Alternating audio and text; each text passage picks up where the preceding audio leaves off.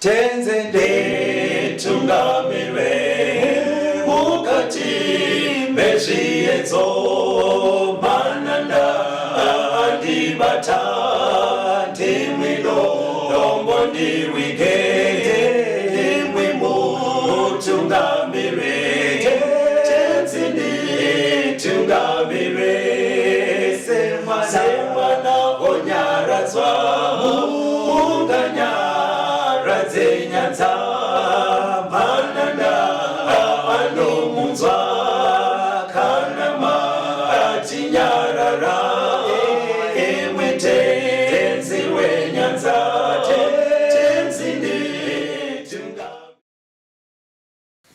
Kwaziwai vateereri, tinomuchingamidzai kuchirongwa The Second Coming of Christ chamunopiwa naPastor Gift Rhodzi veku-North Zimbabwe Conference of the Seventh-day Adventist Church pamwe chete naPastor Caston Betera veku-East Zimbabwe Conference of the Seventh-day Adventist Church.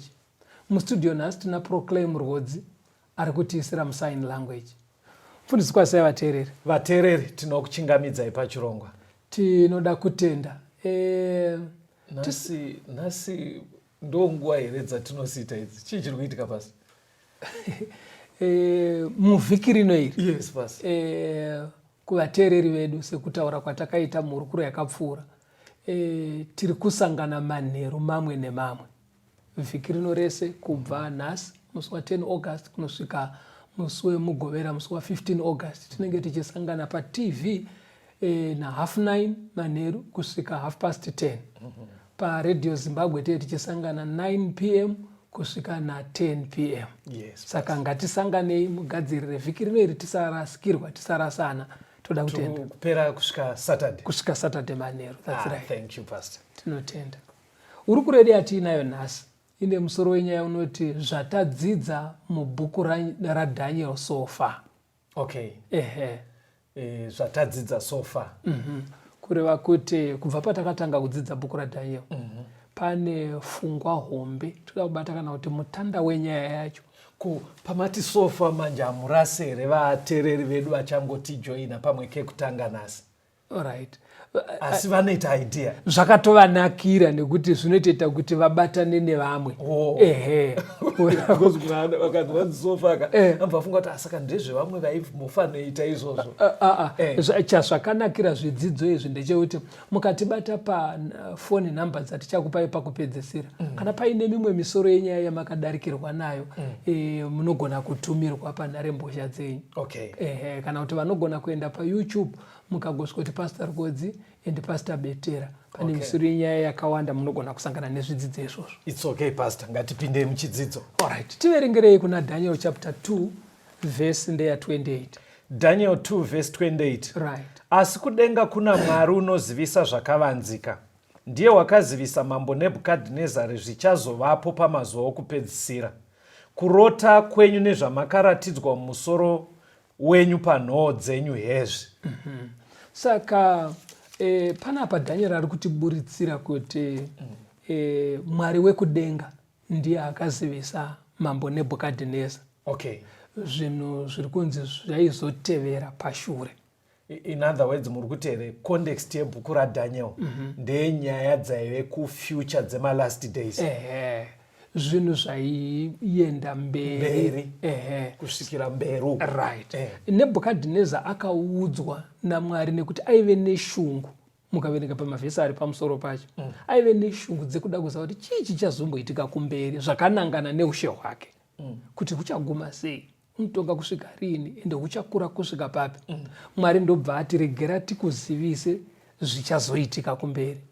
Asi panguva imwe cheteyo Mwari akabva atora mukana iwoyo wekutizivisa nesuwo tiripo zvichazoitikawo mumazuva edu nemukuenda mberi kwenhoroondo yenyika ino. But ndikukunzwe mungabatsire sei munhu wekuti paanoshushikana kuti mangwana kuchava neika pfungwa dzake dzinongonogumira paguva ongoti tese changofa kwaari ndo paanongogumira ndo zvazviri here kana kuti munhu angadai mukuedza kuti kurudzira tite shungu dzaNebhukadhinezari here dzekudo kuzwa kuti ramangwana rakamira sei. Shungu dzaNebhukadhinezar dzadzichitoguma sezvamuri kutsanangura izvozvo, dzadzisinei nekuzoti kumberi kwezo. Anditi mazviona, because aida kungoziva zvakanangana neumambo hwake iye chete. Zvokuti kuna vamwe vanenge vaine shungu dzokuti bhizinesi rangu saka richazoita sei, ko imba yandiri kuextenda, ko famu rangu and so forth. But ende vamwewo vanogona kunoti okay, kana ndazongofa nyaya haigumire patinofa. Second coming tadzidza zvidzidzo zvakawanda zvinotaura kuti even beyond the grave kune nyaya dziriko. It's okay, Pastor. Hande pana Daniel 2 verse 39 kuenda pa 41. Daniel 2 verse 39 to 41. Right. Shure kwenyu humwe ushe huchamuka, hudiki kwamuri. Tevere ushe hwechitatu hwendarira huchabata panyika yose. Ushe hwechina huchava nesimba sedare, sezvinoita dare rinoputsanya nekuparadza zvose. Sezvinoita dare rinopwanya izvi zvose, saizvozvo huchaputsanya nekupwanya. Zvamakaona tsoka nezvigunwe zvakaitwa pamwe nevhu remuumbwe hari, pamwe nedare, huchava ushe hwakaganurwa, asi simba redare richavamo, sezvamakaona dare rakavhenganiswa nevhu rekuumba naro. Now panapa pari kunzi shure kwenyu, because Nebhukadhinezar aifunga nezveushe hwake, ushe hweBhabhironi. Saka ari kubva anzi shure kwenyu, kureva kuti Bhabhironi haitonge forever. Kune zvichauya kumberi. Kune zvichauya kumberi. Andiwazva inini munamato wangu Caston, ukuti dai vanhu tese kwatiri, chero uri sabhuku, chero uri businessman une mashopu, une mabhazi, une makombi, zvakanaka kutora message iri kuenda kuna Nebhukadhinezar kuti shure kwako, kureva kuti kumberi uko usarambe pfungwa dzako dzakatyokera panzvimbo pauri chete. Iona kumberi, pfungwa dzako ngadzitandavare, uti Mwari ndibetserei kuona kumberi, because anobva anzi shure kwenyu kureva humwe ushe huchatevera. Kubva kwanzi hwechitatu wozouya nehwechina, akabva aisirwa zvese izvozvo, obva anzi manje mukadaro hamusi kuda kukurudzira vanhu kuti vasamind their own business here, because pfungwa yakakosha kandeye kuti munhu anenge achiminda his or her own business. Hazvirambidzwe kupfuma kana kuita maprojects kana kuita achityokera patunhu twake. But usabva wachikokera sekunge ndo panozofira sarungano, ndo zviri kungotaurwa panapa. Nekuti ngadzitandavare dziende mberi, chero ukaita manager pakambani, chero iri kambani yako, asi kumberi uko pane panogumira umanager hwako. Nachichika kuti kuvateerereka munogona kuita semunhu ari kungosvotwa nevanhu vane tunhu twawo. Aiwa, tisvotwe munhu wese ane tunhu twako, tinotorumbidza Mwari, asi tiri kungoti iwewewo rumbidzawo Mwari uchiziva kuti kudenga kuna Mwari. Inini kana ndiri muridzi wepurazi, papurazi ipapo paitomboone umwe munhu, business iroro kune vamwe vakatomboaita. Anditi vazvona. In other words, muri kuti people should prepare for eternity. Nekuti chero uri headmaster hausiriwo kutanga newo kuguma, kune vamwe vakatomboita maheadmaster. Ndo zviri kutaurirwa Nebhukadhinezar kuti shure kwenyu kuchateerawo humwe ushe. Ndopangapo pakajeka vateereri, fambai pastor. Saka panapa Nebhukadhinezar abva audzwa kuti pachata humwe ushe uchauya. Ndobva kwanzi hwechitatu uchabata pasi rose. Ndobva anzi kune hwechi4. Asi hwechi4 hacho hwanzi hauzorambe hwakabatana. Sezvamaona ivhu nesimbi zvisinganamatirane, ihwohwo ushe hwacho huchave divided. Anditi mazvona. In fact pari kutaurwa pavateereri, mukazodzidza kumashure zvanga zvaitika muna Daniel, mambo vanga varoteswa hope dzechidhori chihombe chakagadzirwa nesimbi 4, mametals 4, musoro waive wegold, panapa pachipfuva apa pari pesilver, padumbu pari pebrass, kumakumbo kuri kweIron, tsoka ndo dzakazangana iron and clay. Saka dzaidudzirwa manje naDaniel kunzi musoro waimirira umambo hweBhabhironi. Saka umwe uri kuteera ndo uri kunzi kune umwe uchateera zvichidzika kudaro. Saka sonzi after hwechi4 panouya kudivhaidha. Pove nekusabatana.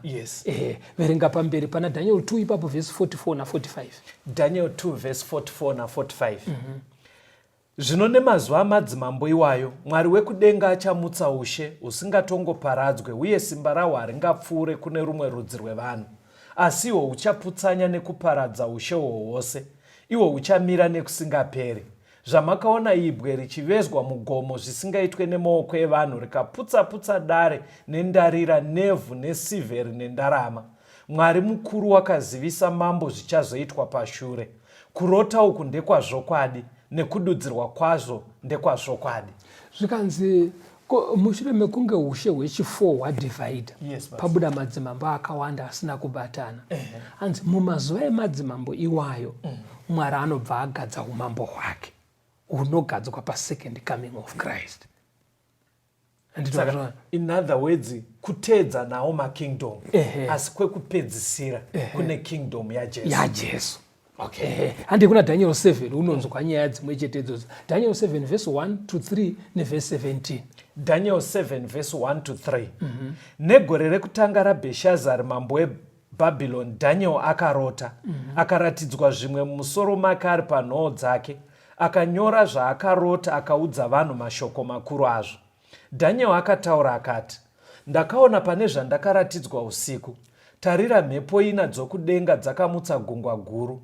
Mhuka huru 4 dzikakwira dzichibuda mugungwa dzisina kufanana. Verse 17. Mhuka idzi huru idzo 4 ndiwo madzimambo 4 achamuka panyika. Daniel haaratidzwe chiri chidhori, anoratidzwa dzaamhuka 4. Okay. Asi verse 17 ibva yati iyo mhuka 4 idzi izvo akazviratidzwa mumazuva aBherushaza.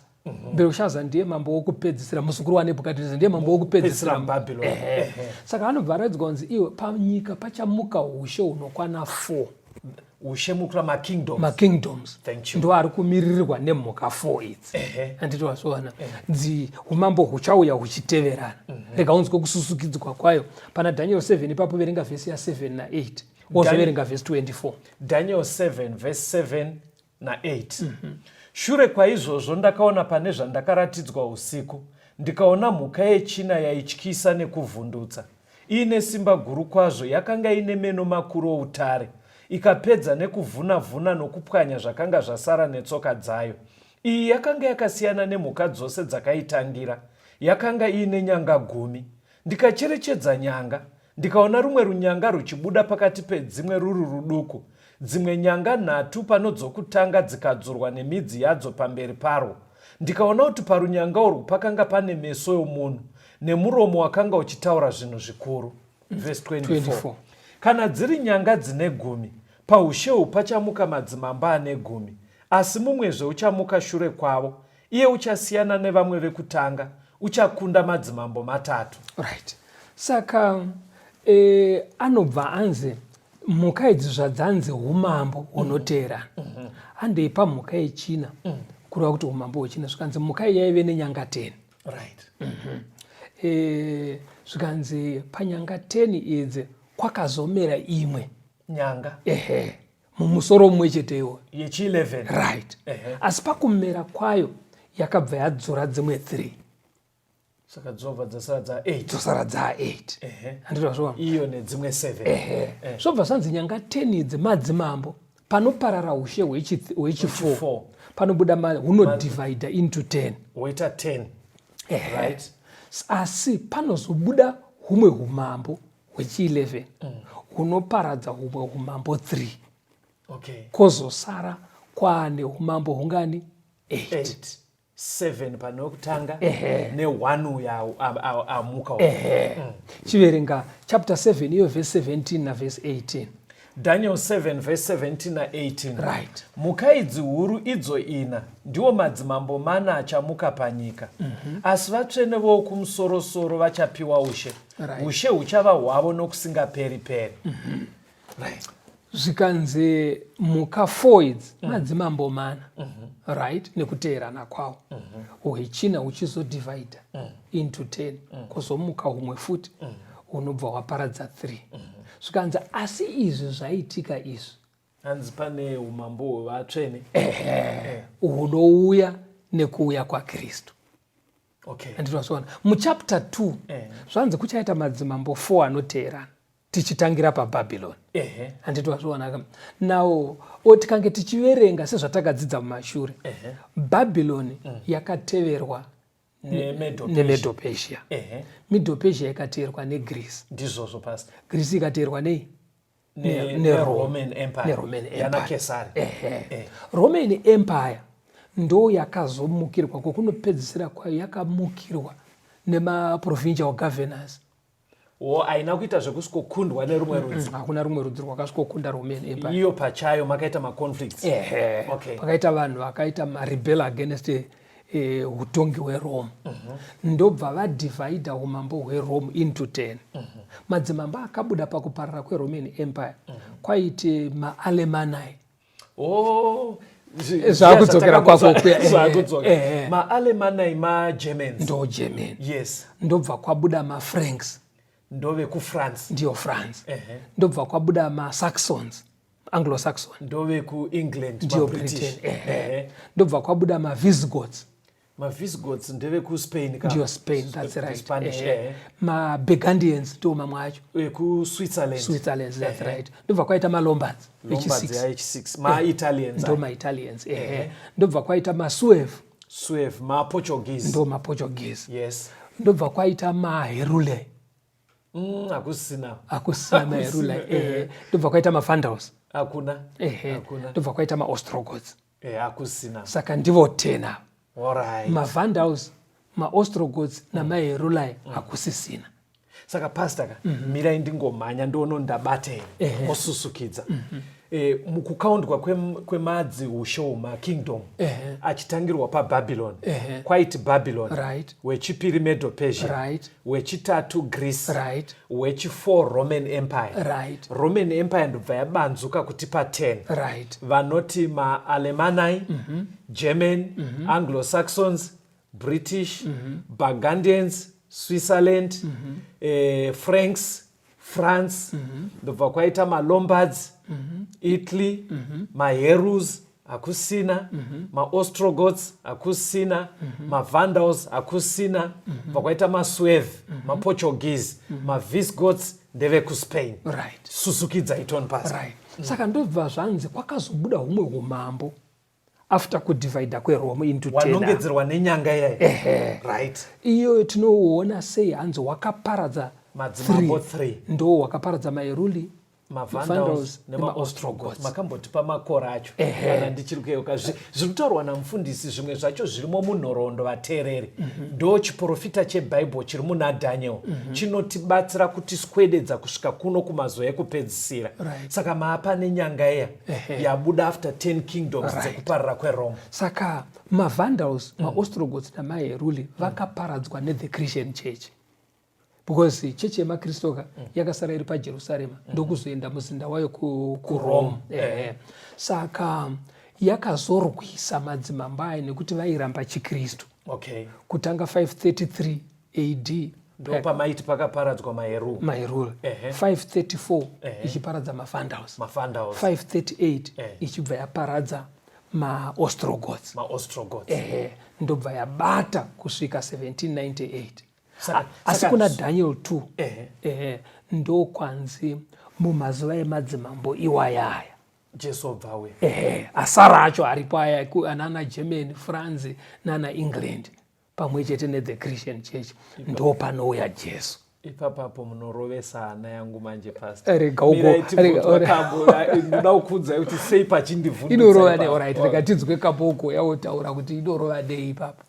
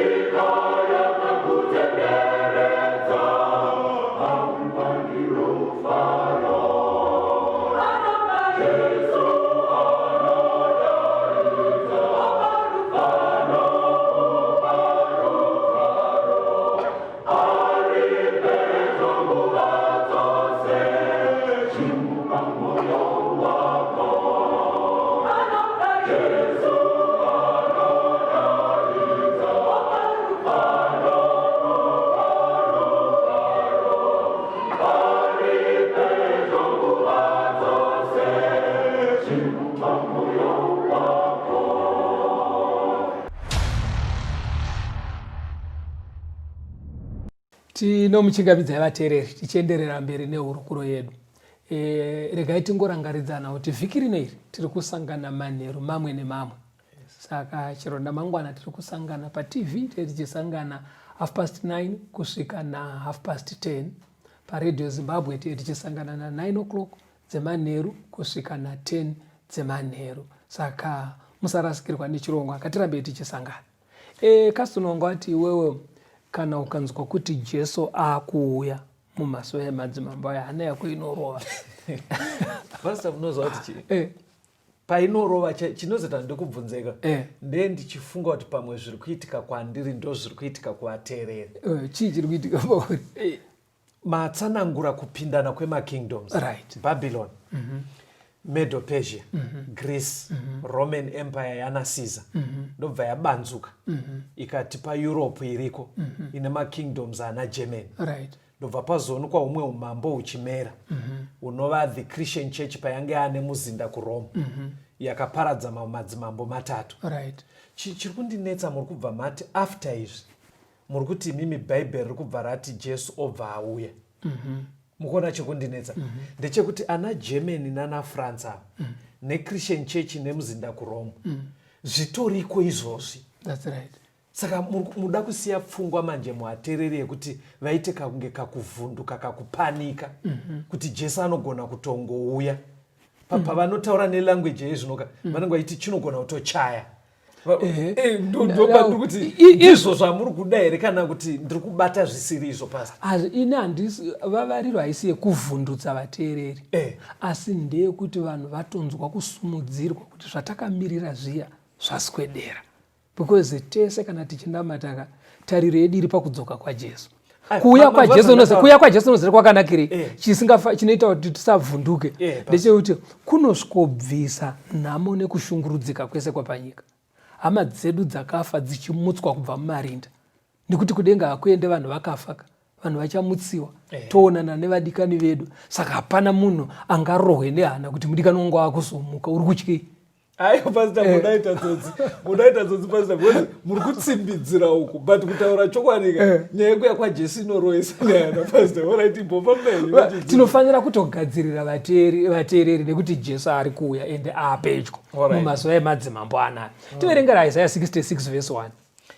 Isaiah 66 verse 1. Right. Zvanzi naJehovha, kudenga ndicho chigaro changu cheushe, nyika ndicho chitsiko chetsoka dzangu. Mungandivakira imba yakadiniko? Ndeipiko nzvimbo pandingazorora? Mwari wekudenga watiri kunamata. Yes, pastor. Anoti kudenga rechitatu ndo kune chigaro chake cheushe. Verenga pana makoronike ekutanga 16. Uverenge vhesi ya 36. Wakaibatanidza na Isaiah 63 verse 16. Makoronike ekutanga 16 verse 36. Jehovha Mwari waIsraeri ngaakudzwe kubva pakusingaperi-peri kusvikira kusingaperi-peri. Na Isaiah 63 verse 16. Nokuti muri baba vedu, kunyange Abrahama asingatizive naIsraeri asingatizivi rure, imi Jehovha muri baba wedu, mudzikinuri wedu kubva kare nakare ndiro zita renyu. Right. Pana papa ndimambiridzi kaston. Wavhiringwa nei? Tichiri muchidzidzo chaDaniel. Ndicho chatiri, asi ndoda kuti ubate pfungwa iyi. Yekuti kudenga ndo kune chigaro chaMwari. Yes. Mwari amwe madaidzirwo ake anonzi akabva nokusingaperi. Yeah. Kunosvika nokusingaperi. From eternity past. Right. Ende anonzi iye ndiye mutana wekare kare. Yes. Anzi ndiro zita rake. Yes. Anditozvona. Chirega uone kubatana kwazvo manje nenyaya yatiri kutaura pana Daniel 7. Pana Daniel 7 verse ya 9 na 10. Daniel 7. Wakabata pfungwa yekuti Mwari ndiye mutana wekare kare. Daniel 7 verse 9 na 10. Ndikaramba ndakatarira kusvikira zvigaro zvoushe zvagadzwapo. Mumwe wakakwegura pamazuva ake akagarapo. Nguo yake yakanga yakachena sechando, uye vhudzi remusoro wake rakanga rakaita semakusha akanatswa. Chigaro chake cheushe yakanga iri mirazvo yomoto, makumbo acho uri moto unopfuta. Rwizi rwemoto rwakanga ruchibuda ruchibva pamberi pake. zviuru nezviuru zvakanga zvichimubatira, uye pamberi pake pakanga pamire zviuru zvine 10 zvezviuru zvine 10. Kutonga kukatanga, bhuku dzikazarurwa. Right. Daniel atanga aratidzwa umambo huchiteverana. Yes. Ndobva azoudzwa kusvikira mumazuva emadzimambo iwaya atirana. Yes, pastor. Ndo zviri kuitika panyika izvo. But Daniel anosumudzwa pfungwa dzake, onongedzerwa kudenga. Anditi wazviona? Okay. Chii chaanoona kudenga? Anonoona paine mutana, pane mukuru ari kunzi akachena vhudzi. Anditika?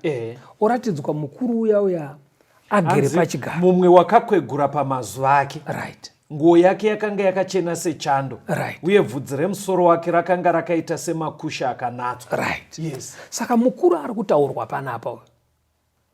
Ndo pamamuchida. Alright, pamamuchiti akabva nekusingaperi. Because mukuru uyu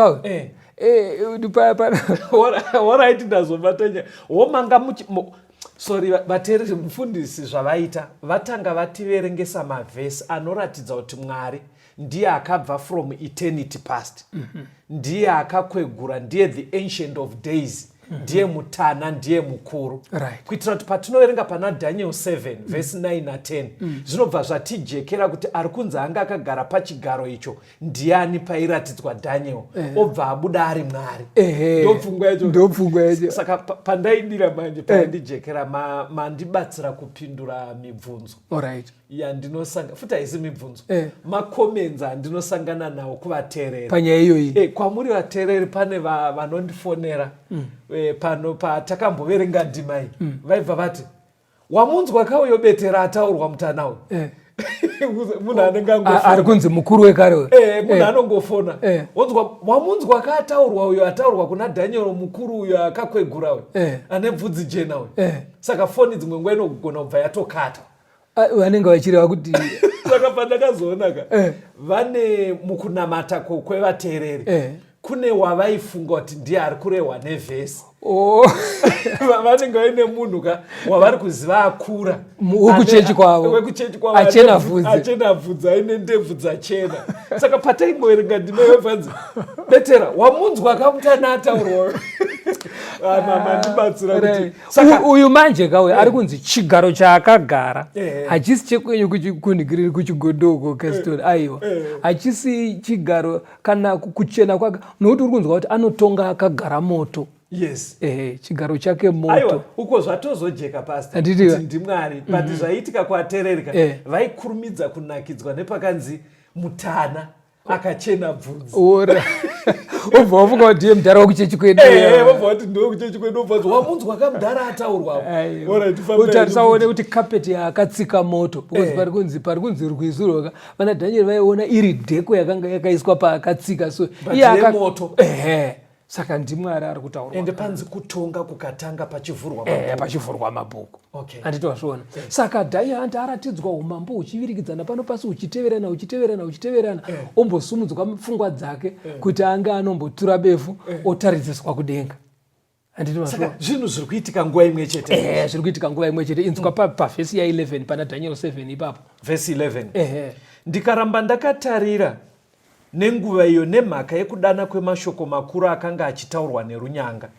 Ndikatarira kusvikira mhuka yaurawa nemuviri wayo uchiparadzwa ichiiswa kumoto kuti ipiswe. Right. Uri kuona kuti anoti akaratidzwa pano pasi mambo uchiteerana, osumudzwa maziso ake otaridziswa kudenga, ooneswa Mwari akagara pachigaro chake, kutonga kuchiitika, obva adzoswa futi pano pasi oskoratidzwa zviri kuitwa neThe Christian Church ichibata mabatiro ainenge ichiita, odzorerwa kudenga achidaro. Everenga vhesi ya13 na14 onzwe Daniel 7 ndikaona pane zvandakaratidzwa usiku. Ndikaona mumwe akafanana nemwanakomana womunhu achiuya nemakore ekudenga. Akasvika kune wakakwegura pamazuva ake, vakamuswededza pamberi pake. Akapiwa simba nekubwinya neushe kuti vanhu vose nemarudzi ose nemarimi ose vamushumire. Simba rake reushe isimba risingaperi, risingazopfuure, uye ushe hwake hahungazoparadzwa. Right. Pano pasi Daniel arikuratidzwa ushe huchichinjana. Yes. Vanotonga vachira vana. Handitika. Osumudzwa oratidzwa kudenga ooneswa Mwari akagara pachigaro. Yes. Hanzi kutonga kuchibva kwatanga. Handiti wasvona. Saka parutongo urwu ruri kuitika kudenga yes. Anobva aoneswa pachiswedera Jesu, mwanakomana waMwari. Handiti wasvona. Ndiye anouya segweta. Oda kuti musati mendoko hapasi kuita kakurivara here apa. Sorry, ndoda kutaura nekachirungu. Imi mavafundisi pane zvamunodzidza mubhaibheri zvinonzi the literal structure, kunyorwa kwebhaibheri. Kuti Daniel ati akatiratidza umambo hwepanyika, ombotiratidza zviri kuitika kudenga, odzoka osikotiratidza zviri kuita karunyanga kachitaura mashoko makuru, obva azotiratidza ushe huchipiwa Jesu kudenga. Hapasi kuita kakurivara here, because pari kunzi nyanga ipa yakaramba ichitaura zvinhu zvikuru. Pari kuita kunge yenge isiri kuzvizwa kuti kudenga kune rutongo ruri kutoitika. Inogona kutovarairwa ka. Ende kana vamwe vatendi futi vanogona kutovarairwa. Ndosaka vanzwa muchikamu chekutanga tichiti munhu haufaniri kuvarairwa wherever you are. Chero business rako riri kuflourisha, chero uri kufunda uchibudirira, usavarairwe. Zvinhu izvozvo zvese zviri temporary. Unofanira kuti uchienda kuchikoro uzive kuti kudenga kune zvigaro zviriko, rutongo ruri kutoitika. Uri kubudirira mubusiness, kudenga kune rutongo ruri kuitika. Chero hazvinei kuti uri pakaita sei, hazvinei kuti zviri kuendeka zvakadii, asi usambovarairwa. Vateereri, pari kutaura mufundisi pandandichitarisa mavhesi pandiroesa nehana kakuchinjana kari kuti Daniel akaradzwa zvepanyika, oradzwa zvekudenga, oradzwa zvepanyika. Chaita kuti nditi vhundukei, tine sei nyaya yatinowanzotaura yavateereri yekuti teiti tichazoona parutongo Jesu auya. But pandaverenga ndima idzi mazvionera kuti judgment inenge iri kutoitika kudenga, zvepanyika zvichiitika, zvekuti haizi nyaya yekumirira kumapena kuti ayo ndozoona panouya Jesu. Zviri kutoita kunge zvinonzi pane maactivities ari kutoitika kudenga, zvepanyika zvichifamba. Musarivare vateereri, fambai pasi. Saka Jesu manje anobva auya segweta parutongo kudenga manje. Zviri kuitika kudenga izvo. Hugweta hwake akagraduata paKalvari. Because paakapinda nomukutambudzika pano pasi, achinopinda paKalvari, chaakanobuda akabata ipapo icertificate yeugweta. Saka parutongo urwu manje ruri kuitika kudenga. Hanzi ngirozi dzinovhura mabhuku. Mumabhuku aya ndo madzakarekodha misikanzwa yese yakaitwa nevanhu panyika. Mukomana akasiya amitisa kumaraini kwenyu yauya achibva atisa.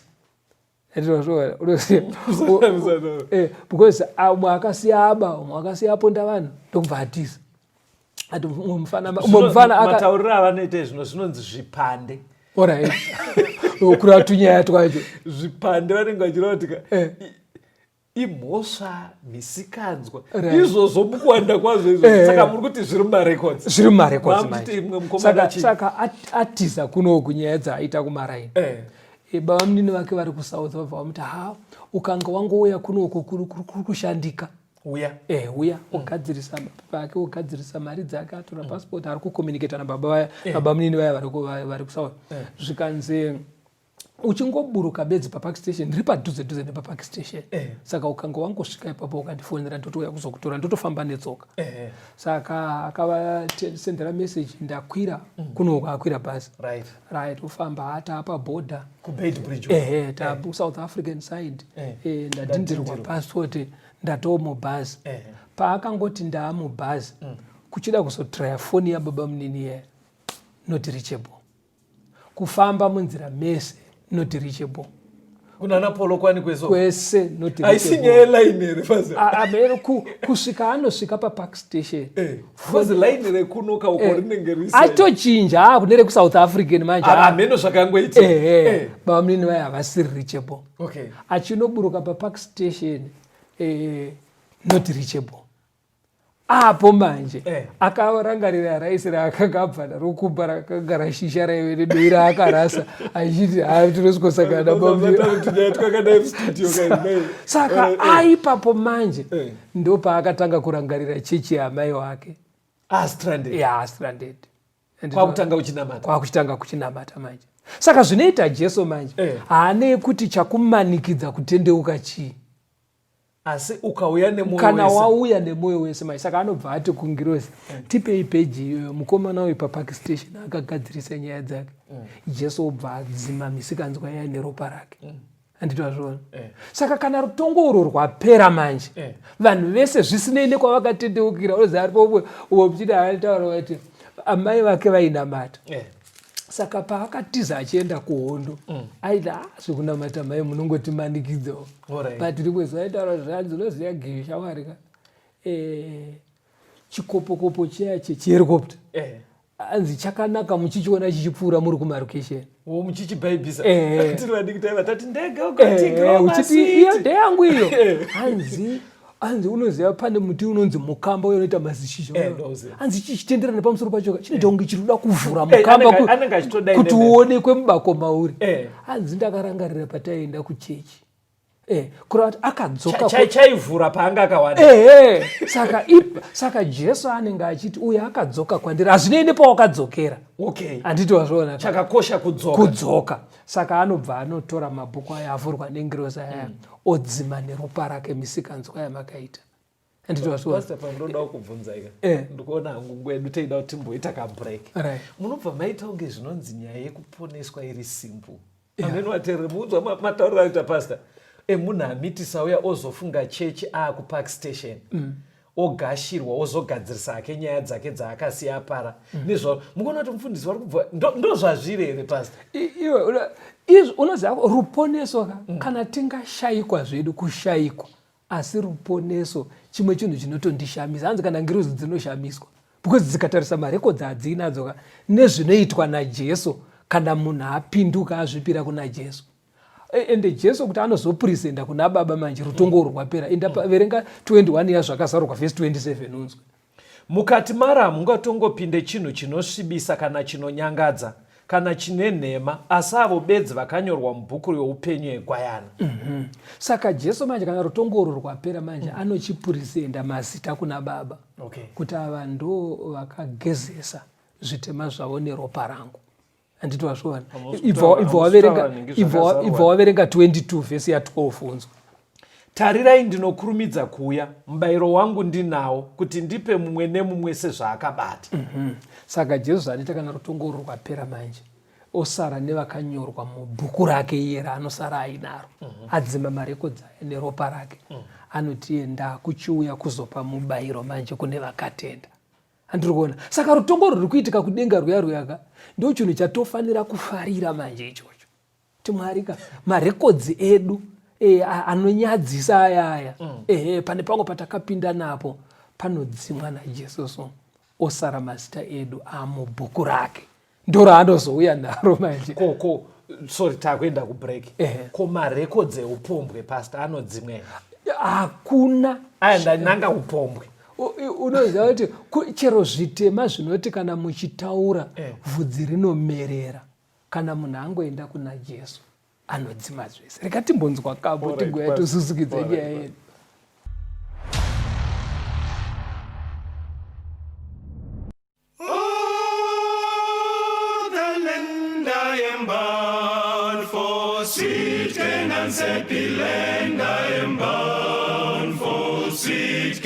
Happy land, I am bound for sweet Canaan, happy land. Pray, give me your right hand. Oh, my brother, did you come for to help me? Oh, my brother, did you come for to help me? Oh, my brother, did you come for to help me? Pray, give me your right hand. Oh, the land I am bound for, sweet Canaan's happy land. I am bound for, sweet Canaan's happy land. I am bound for, sweet Canaan's happy land. Pray, give me your right hand. Oh, my sister, did you come for to help me? Oh, my sister, did you come for to to help me. Oh, my sister, did you come for to help me pray? Give me your right hand. Oh, darling, I am bound for Canaan's happy land. I am bound for Canaan's happy land. I am bound for Canaan's happy land. Pray, give me your right hand.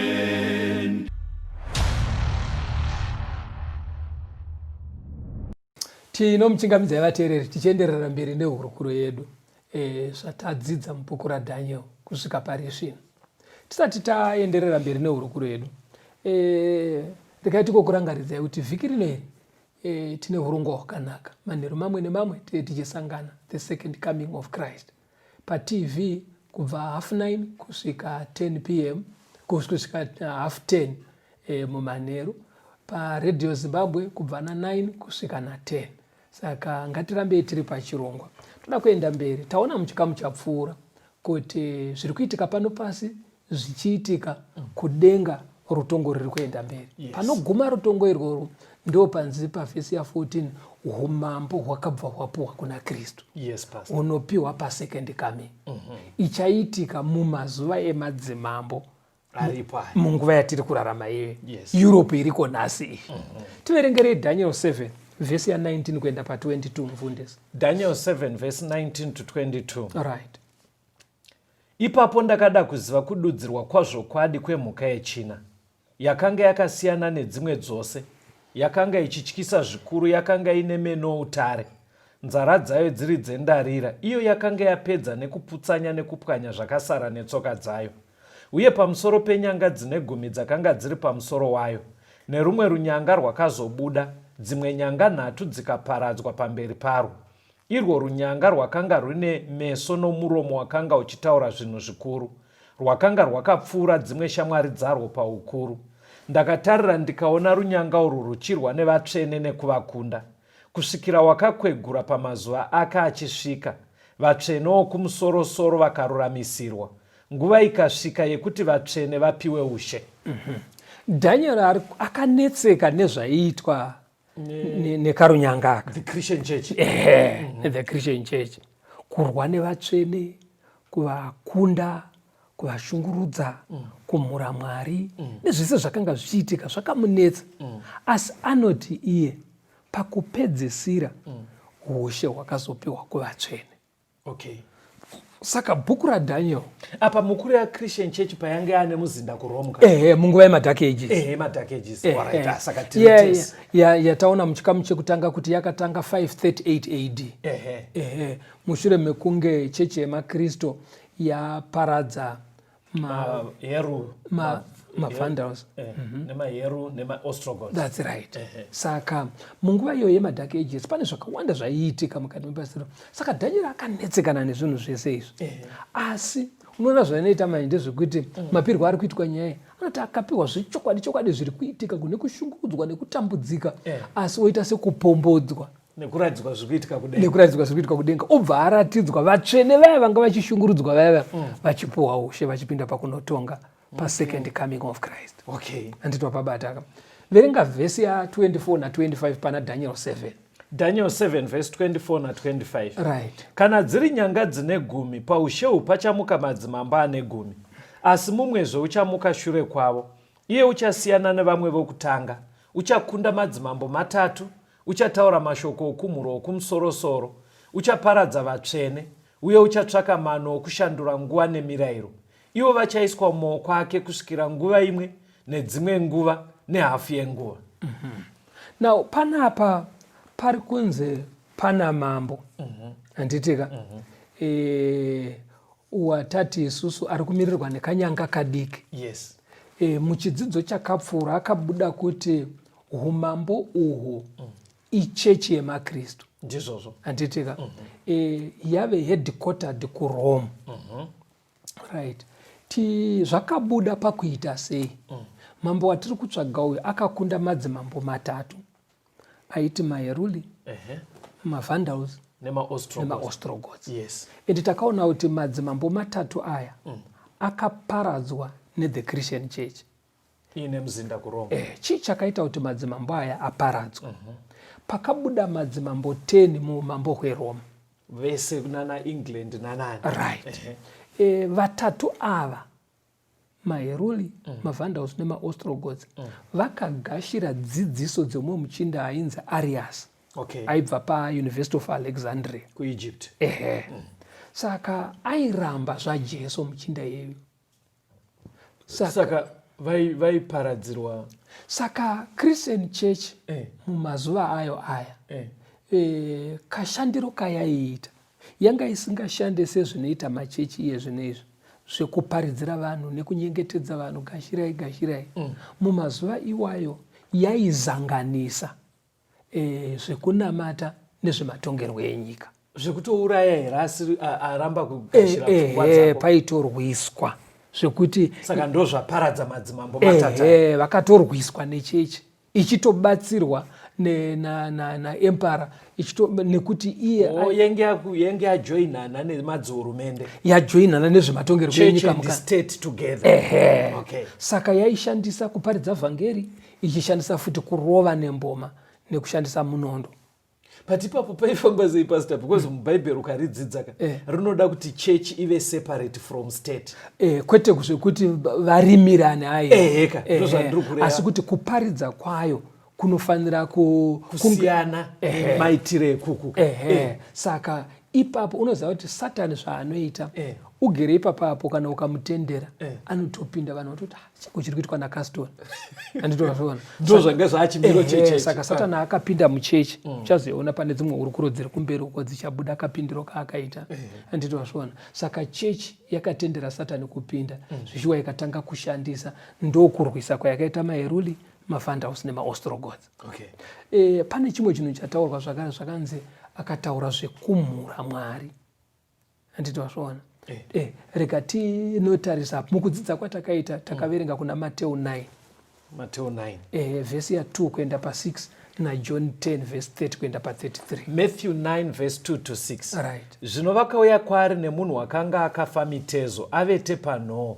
Jesu akati achiona kutenda kwavo akati kumunhu wakanga akafa mitezo, mwana, tsunga mwoyo, wakanganwirwa zvivi zvako. Zvino vamwe vavanyori vakati mumwoyo yavo, munhu uyu anomhura Mwari. Asi Jesu achiziva mifungo yavo akati, munofungireiko zvakaipa mumwoyo yenyu?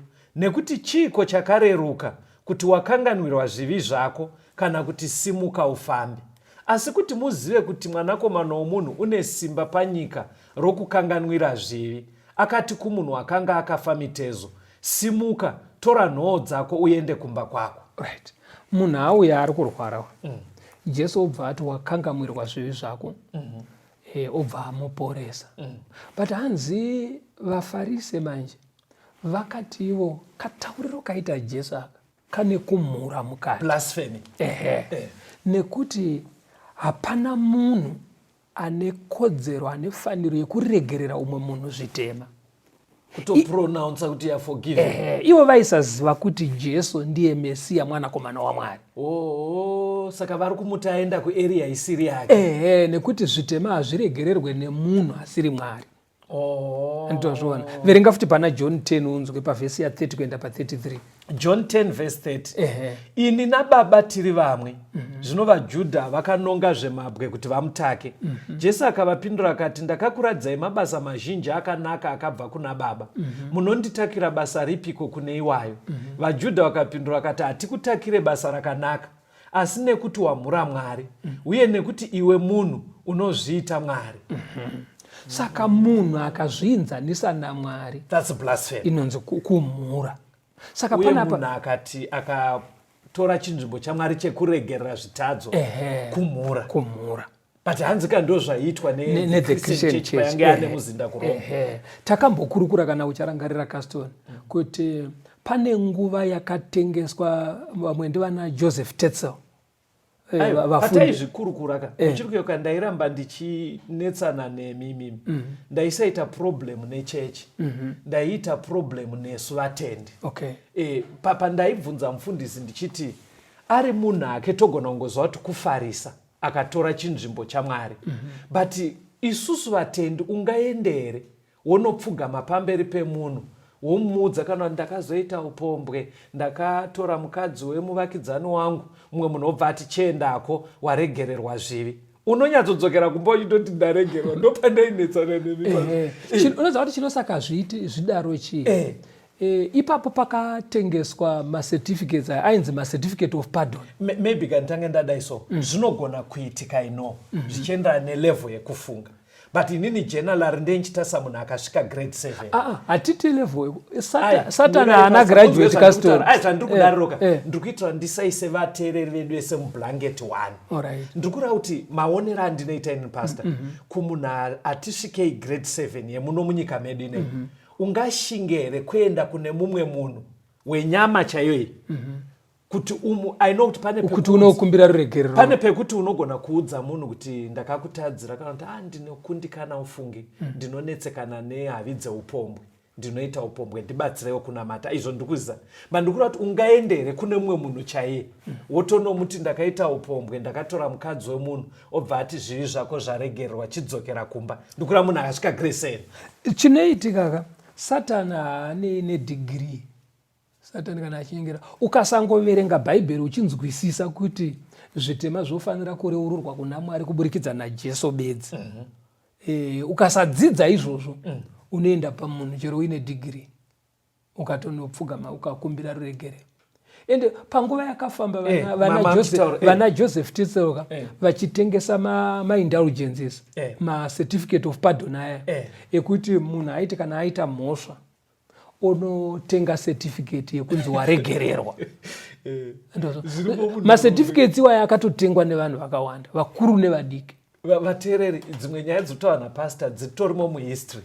Vane mishini mafoni ukaenda paGoogle unoti indulgences kana kuti certificates of pardon, muchaona chinhu chaitokurumbira muchechi yemakristu payanga yane muzinda kuRome. Taure yenyu pastor. Saka vanhu vakatodzidziswa kuti kana uchida kuregererwa unotoenda pamberi pemunhu, pamufundisi, otonokumbira kuregererwa ipapo, ende otokuudza kuti waregererwa. Saka zvinhu zvakatoitika, ende nanhasika kune dzimwe nzvimbo kwazviri kutoitwa nevanhu vakuru chaivo. Pandakaona kumwe kwazvinoitwa ndofunga ise munyaya. Kune kutoti vanhu avatange chechi vasina kutanga vaenda pamagedhi. Chechi haitangwe gedhi rekupinda pachechi. Vateereri vanogona kutonzwisa language yandotaura kuti unoenda pamagedhi. Saka pamagedhi ndepekureurura kuti munhu wese achenuswe. Saka pane paine mukuru aripo ndiye anotaura kuti waregerwawo chipinda. Handiti wazvionaka. Saka ndo zvaiitwa nechechi.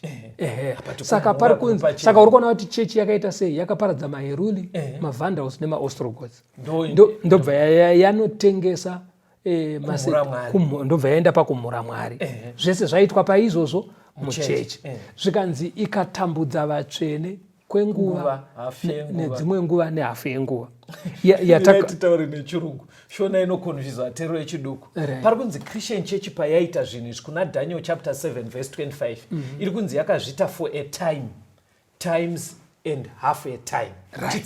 Patakadzidza kuna zvakazarurwa 12 nazvakazarurwa 14 takaona nguva idzi dzichinzi dzakafanana ne42 months. 42 months, yes. Dzichinzi zvakare dzakafanana ne1260 days. Because 42 months ukatora penka 42 months ukaitimes nema number of days, which is 30 times 42 times 30. Iyo istakaita mendari 1260.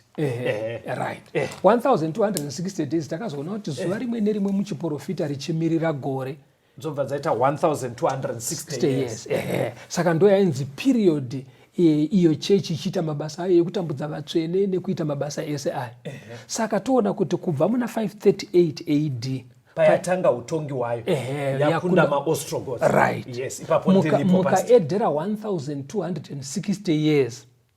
1260 years plus 538 1798. Yes. Saka muna 1798 zvakaitika ndezvekuti nekudawo kuti vanhu vazhinji vanga vakusemburwa nezvaiitwa nechechi. Yes. France yakaita rebel against the church. Napoleon achibva atuma Bethia mutungamiri wemauto kuenda kunobata mutungamiriri wechechi kuRome. Akaendwa naye kuFrance akanofira mujeri. Akatonotorwa kuRome ndobva aiswa kuFrance. Anobva aiswa mujeri achibva afira imomo. Saka ndo panobva paperera times and half a time. Anditi wazviona masimba echechi ambopedzwa panguva iyo. Tichazodzidza kumberi kuti chii chakazoitika. Ndobva ambopedzwa. Right. Pastor, musati maenda kure ndokumbirawo 30 seconds nditry kungosamaraiza zvandabata kuti kubva kuBabylon, Medo Persia, Greece, Roman Empire ndobva yaita 10 kingdoms dzekuEurope. The Christian Church ndobva yasimuka yaane muzinda kuRome. Ndobva yaparadza dzimwe 3. Ndobva kwasara 7. Payapedza kuparadza 3 maive muna 538. Ndobva yaita utongi hwemadiro for 1260 years kusvika 1798. 1798 mukuru wechechi ndobva anosungwa kuRome. Ndobva aendwa naye kuFrance. Ndobva afira ikoko. Then chimwe chayakaita pamusoro pekumhura Mwari hanzi akachinja mutemo waMwari. Nawo mukaona zvakaitwa neThe Christian Church mitemo yakachinjwa miviri. Umwe wacho mutemo wechi2 unorambidza zvifananidzo zvekuti muchechi vanhu vakatanga kutenderwa kupfugama pamberi pevatendi vakafa kare vakavezwa mifananidzo yevatsvene. Handiti wazvionaka. Then pamwe pacho pachivezwa Jesu ari pamuchinjikwa vanhu vachitonamata. But hazvidiweka because Jesu aivatoti even mufananidzo ichiri kudenga. Asi zvakaitwa muchechi manje. Umwe mutemo wechi2 wakachinjwa. Mirai. Izvi ndo zvakaitika mumadark ages. But zvichiriko pastor. Saka zvazvinoita ndezvekuti unoziva kuti panodonha zimuti ziguruka pane tutsotso tunosaririra turi papa asi panenge pachiratidza kuti paimbove nemuti apa. Vateereri, Mwari haadi pamutemo wechipiri kuti tipfugamire zvifananidzo. Even chiri chifananidzo chaPeter kana chaJesu. Mwari haadi. Taureni. Then umwe mutemo wechipiri wakachinjwa ndewo weSabata. Kubvisa Sabata pamusi wechidomo wevhiki kuriisa paSande. Zvakaitwa nguva yemadhaki ages. Asi nanhasi unoona kuti kuchine vanhu vachiri kutochengeta Sande vari maKristu. Vari kutoredzera zvakachinjwa nechechi vachisiya zvakarayirwa naMwari. Chiverenga vhesi ya26 na27 tipedzise nyaya yedu. Daniel 7 verse 26 na 27. Asi kutonga kuchatanga vachabvisa simba rake kuti varipedze nekuriparadza kusvikira pakuguma. Ipapo ushe nesimba neukuru hweushe hwose pasi pedenga rose zvichapiwa vanhu vavatsvene vokumusoro-soro. Ushe hwake ndohwekusingaperi. Masimba ose achamushumira nokumuteerera. Rutongo rwapera kudenga zvepasi zvichiitika. Hanzi ushe huchapiwa kuvatsvene pasecond coming of Christ. Ndo maguma achaita nyaya idzi. Vateereri, tokukumbirisai vhiki rino iri namangwana kusvikira Saturday manhere ega the second coming of Christ program ino inenge iri pamhepo paTV kubva nenguva dza9:30 p.m. manhere aya kusvika nguva dza10:30 p.m. munenge tiine chirongwa chedu ichochi. Paredhiyo kubva nenguva dza9 p.m. manhere aya kusvika na10 p.m. Saka mangwana ngativei pachirongwa zvakare. Kuswera mangwana ngativei pachirongwa kusvikira Saturday manheru. Then after Saturday chirongwa chedu chinokondinya same time dzemasande dziya idzi. Mwari ngaakubatsirei munge mapa nzvimbo mangwana muchirongwa ichi. Onekai vateereri. Torai nhare idzi mutumire mibvunzo yenyu nekutaura nesu 0774 651 181. 0774 651 181 kana kuti 0716 452 086. 0716 452 086. Paravene.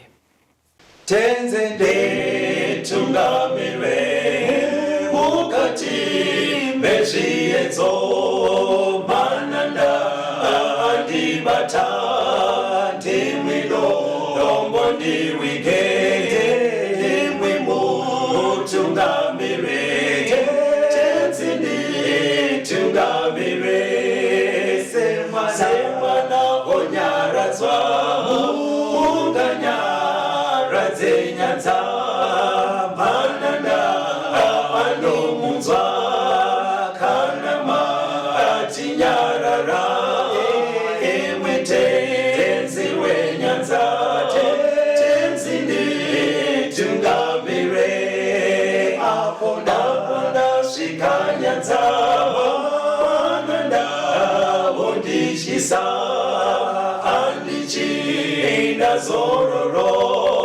ndotsamira kune mwi